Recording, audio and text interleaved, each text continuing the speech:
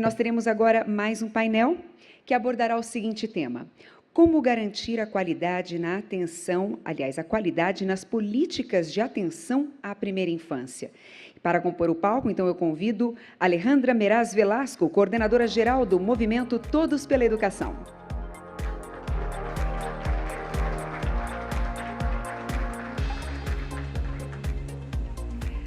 Convido também Dr. Osmar Terra, da Câmara dos Deputados.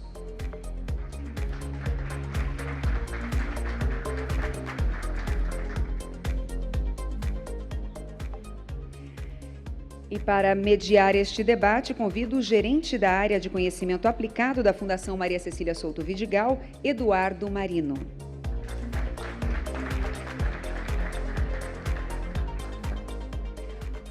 Com a palavra, Eduardo Marino, por favor. Boa tarde, todos animados aí para a nossa penúltima sessão? Bom, o tema dessa sessão, ele pode aparentar ser macro, né? Quando se diz, quando se fala de políticas de atenção à primeira infância, mas, na verdade, a política, o marco legal, ele é determinante para o que vai acontecer, para os programas que induzem as políticas e as práticas que acontecem no município. Tá? Então, não é por acaso que essa é a nossa última sessão aqui de discussão, e depois, é claro, teremos um encerramento aqui do nosso evento. E, para compor essa mesa, também tem uma característica importante, que nós reunimos aqui um representante que vem da área da educação, a Alejandra, que atua no Todos pela Educação, e o Dr. Osmar Terra, que é pediatra, tem uma atuação importante aí na área da saúde, mas que também, nas políticas e nas iniciativas que ele fomentou, há também uma integração importante da assistência social, né? Então, essa mesa traz essa perspectiva de políticas e de integração.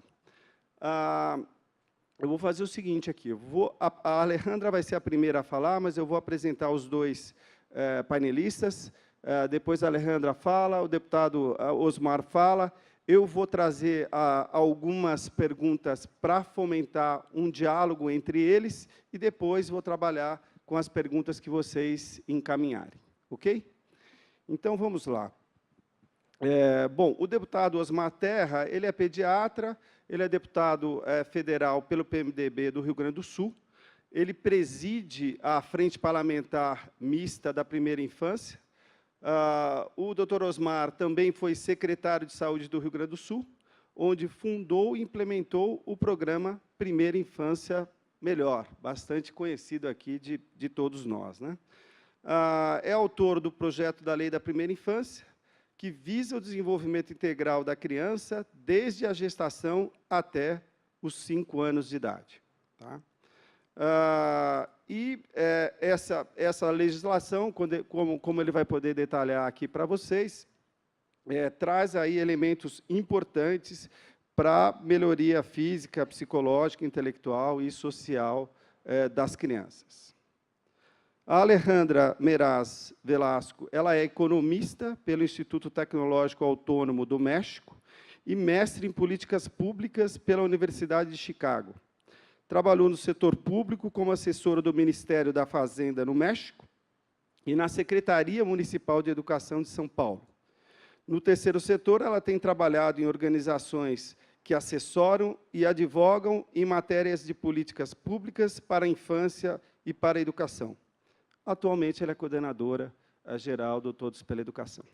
Ok? Então, eu vou chamar a Alejandra para nos trazer uma perspectiva importante de um grupo de trabalho que está criando aí uma agenda em termos de políticas públicas para a primeira infância para a América Latina. Por favor, Alejandra.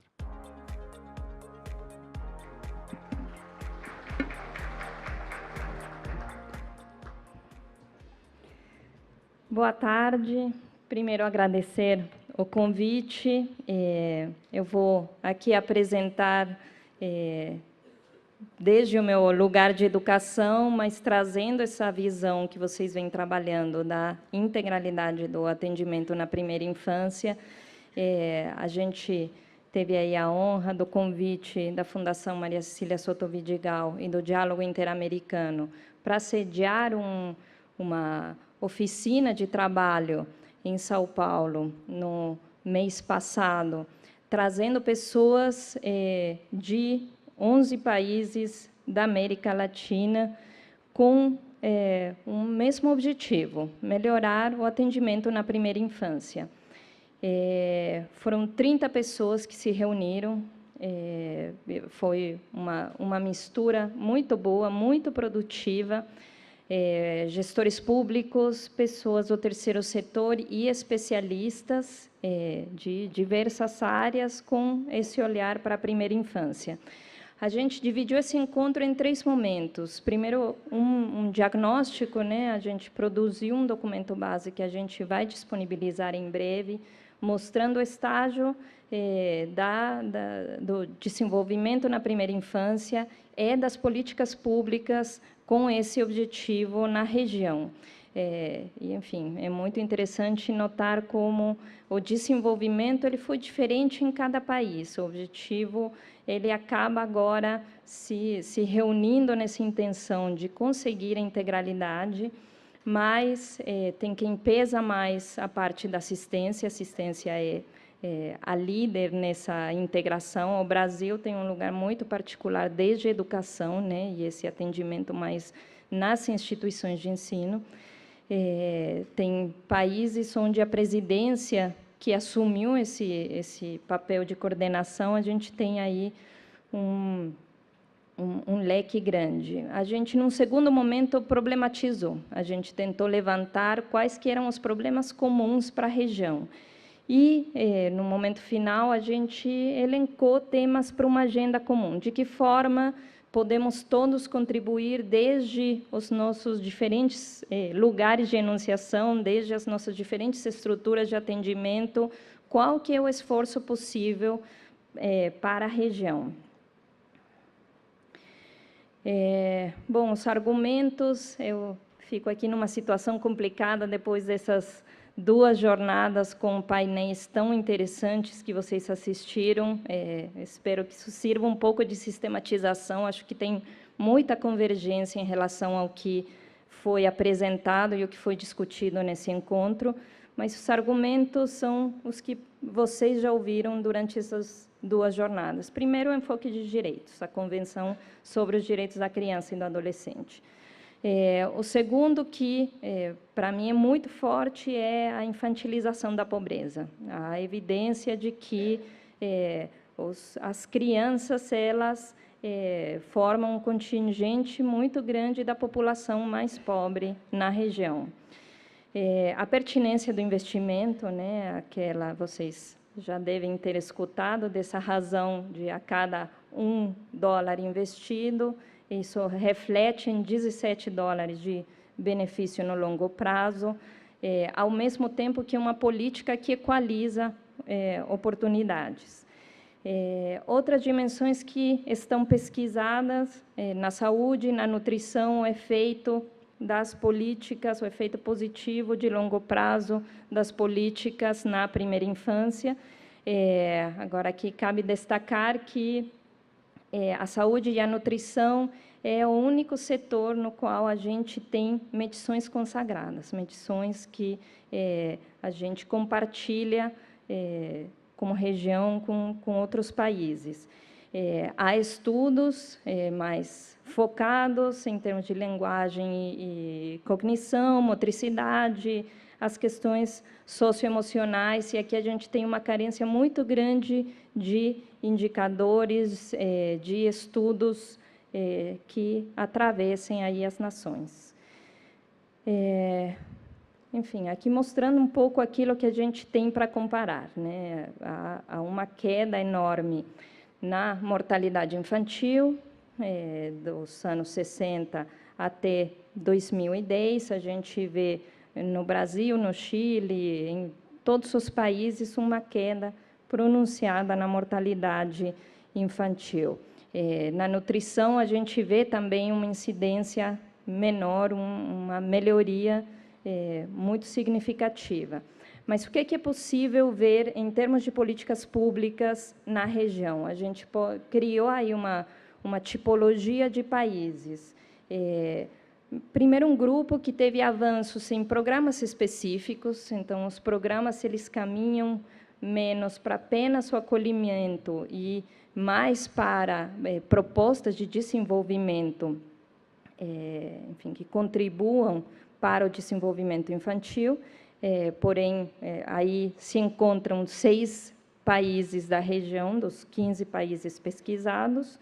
Um segundo grupo que foi um pouco além, ele já se coloca, pelo menos discursivamente, a favor da integralidade. É preciso integrar todos os setores para que esses investimentos sejam, de fato, efetivos. E um terceiro grupo, aí são 5 países dentro desse grupo. E um terceiro grupo são os países que, de fato, conseguiram estratégias integrais na implementação das políticas públicas para a primeira infância.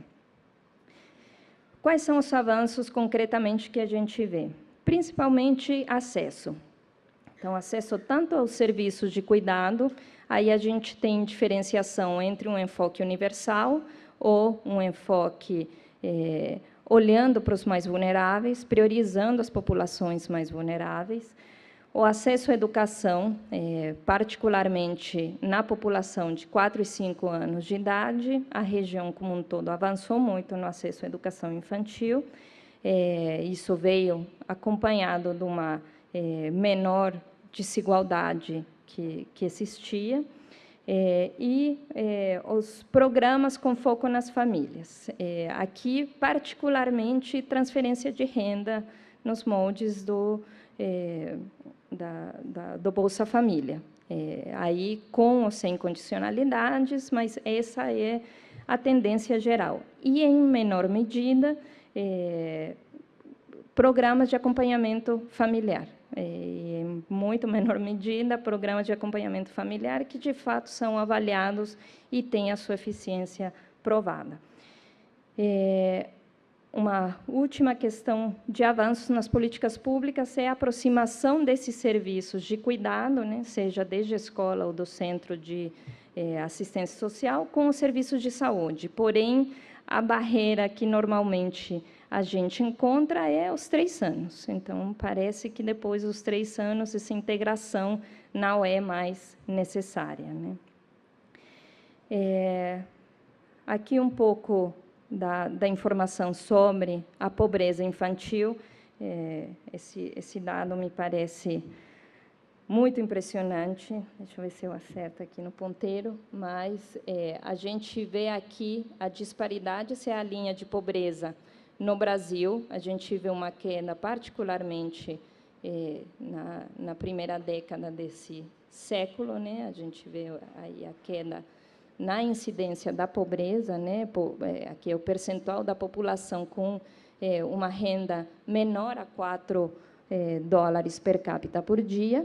Porém, há aqui um abismo entre a população com mais de 65 anos e a população com até 10 anos de idade, né? Aqui fica muito evidenciado no Brasil, comparativamente até ao México, o abismo que há na pobreza entre a população idosa e os mais novos.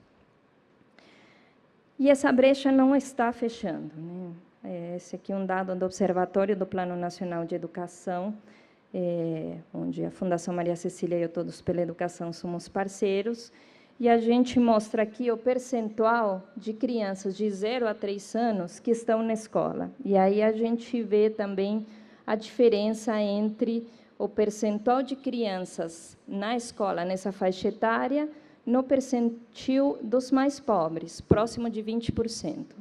E no percentil dos mais ricos, ou 20% mais ricos, muito próximo de 50%. E essa diferença só se ampliou de 2001 até 2013, a diferença cresceu em 4,4 pontos percentuais.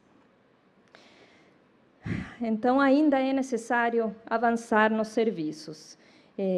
No lado dos serviços das famílias e das comunidades, é preciso passar do fornecimento das vacinas e da prevenção contra os maus tratos para programas de visitas domiciliares que apresentem rotinas com impacto positivo no desenvolvimento e que tenham foco na qualidade das interações entre os pais e as crianças.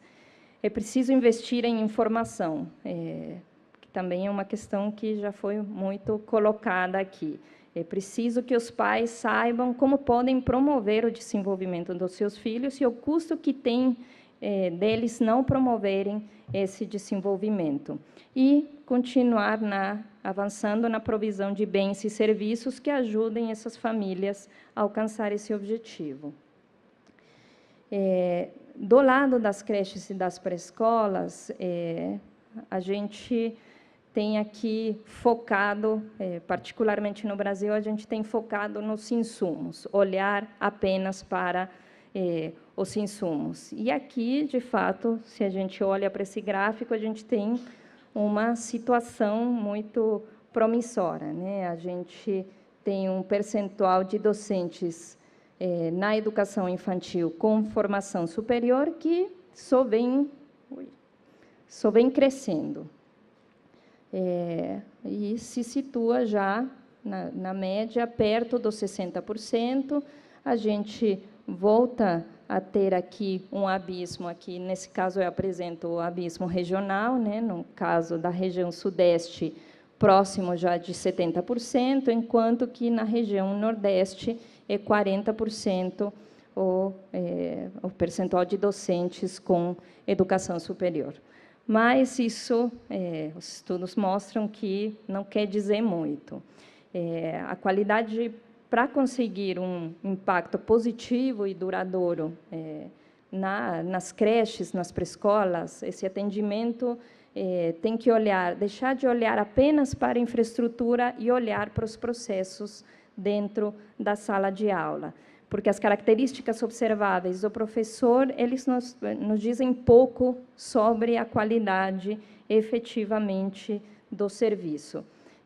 A necessidade de focar na qualidade das interações, da mesma forma que é necessário focar no caso das famílias, é necessário ter ferramentas que nos permitam avaliar a qualidade das interações dos profissionais da educação com as crianças, e é necessário que os centros de educação infantil, eles conversem e eles tenham um trabalho articulado com as famílias. Aqui, olhando um pouco para o nosso marco regulatório, a gente não está indo nesse sentido. A gente tem uma estratégia na meta 1 do Plano Nacional de Educação, que fala sobre avaliação da educação infantil. Porém, o que está sendo colocado para avaliação na educação infantil são questões relacionadas aos insumos. Então, infraestrutura física, o quadro de pessoal, as condições de gestão dos centros de educação infantil, os recursos pedagógicos, a acessibilidade das escolas, e nada sobre os processos na sala de aula. Aqui, tocando em algumas das dimensões-chave na implementação das políticas públicas, produto dessa reflexão durante essa oficina no mês passado, isso é uma questão que os países da região compartilham, é a necessidade de ter um arcabouço legal para o atendimento integral. Então, definir de forma clara como acontece essa coordenação, tanto entre setores, como entre as diferentes esferas de governo. A gente está no meio aí de uma discussão sobre o Sistema Nacional de Educação, a gente precisa ter uma conversa similar em relação ao atendimento na primeira infância. E aí é uma tarefa muito mais complexa, porque a gente está falando não apenas de articulação entre as diferentes esferas, mas também de articulação entre os diferentes setores que fazem atendimento na primeira infância.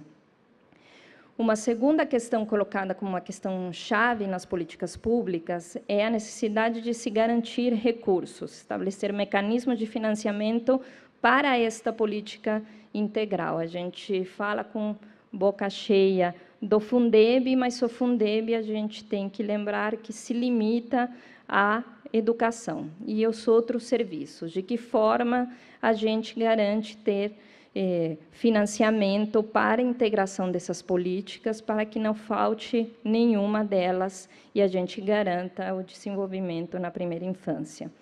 E uma terceira questão, em termos de gestão, é a necessidade de se desenvolver ou se integrar em sistemas que já existem de informação social.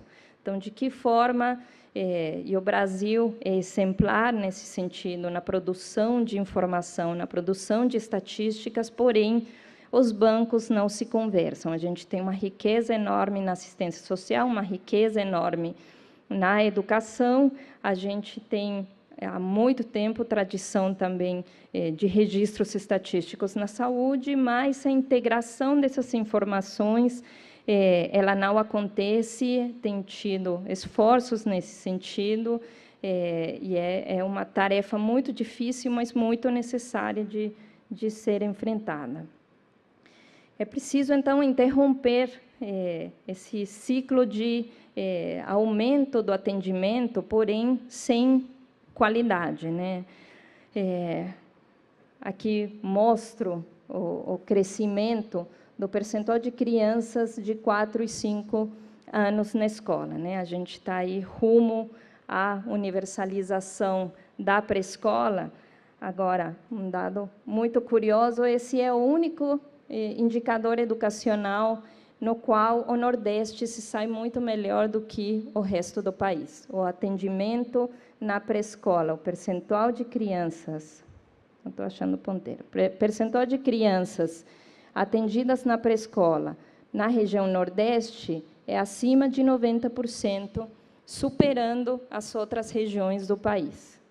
A região Sudeste fica abaixo da região Nordeste e a linha verde aí a trajetória do Brasil. E isso não se reflete nos indicadores educacionais depois, né, no desempenho escolar depois. E também já foi uma questão muito colocada nesses 2 dias, como é necessário garantir a qualidade, como um serviço sem qualidade pode, inclusive, ser prejudicial no desenvolvimento infantil.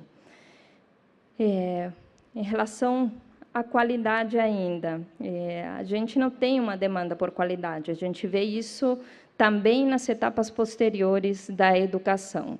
Para um pai que frequentou uma escola com uma infraestrutura muito pobre, ter uma escola que o filho frequenta, que tem merenda escolar, que tem uniforme e que tem uma infraestrutura medianamente boa, para ele essa já é uma escola de qualidade. A gente precisa, voltando ao começo da apresentação, precisa deixar claro o que identifica, o que caracteriza um serviço de qualidade. O pai precisa ter sinais claros para identificar um bom serviço de atendimento na educação infantil.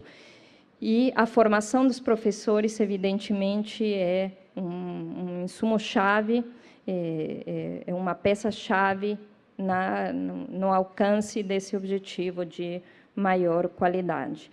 A outra questão, que também é comum à região, é que a gente tem pouco conhecimento sobre as políticas públicas que efetivamente funcionam, de novo, tirando a saúde, as políticas nos outros âmbitos do atendimento, elas têm sido pouco estudadas e a gente tem pouca informação sobre o que dá certo, sobre as políticas públicas que deveriam ser empreendidas para conseguir um melhor atendimento. Por último, eu coloco aqui os temas que a gente considera que são, no Brasil particularmente, urgentes.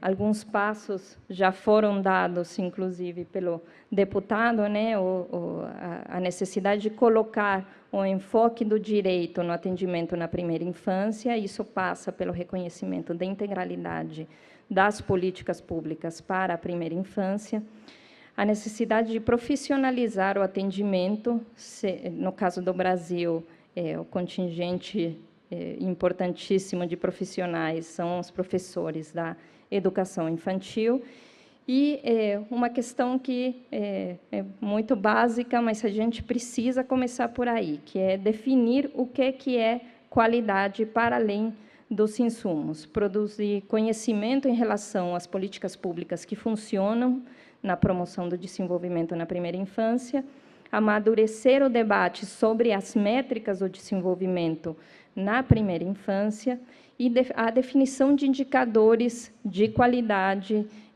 passando. Então, a gente já tem um debate amadurecido sobre insumos, a gente precisa começar a falar sobre qualidade nos processos, para também chegar na definição de indicadores de desenvolvimento na primeira infância. Eu agradeço aqui a oportunidade. Obrigado, Alejandra.